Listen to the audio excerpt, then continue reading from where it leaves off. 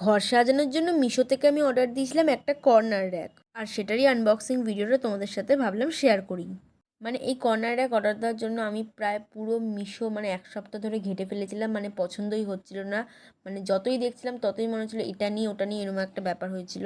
তারপরে ফাইনালি পছন্দ করে আমার যা বাজেট ছিল সেই বাজেটের মধ্যে আমি কিন্তু এই র্যাকটা অর্ডার দিয়েছিলাম।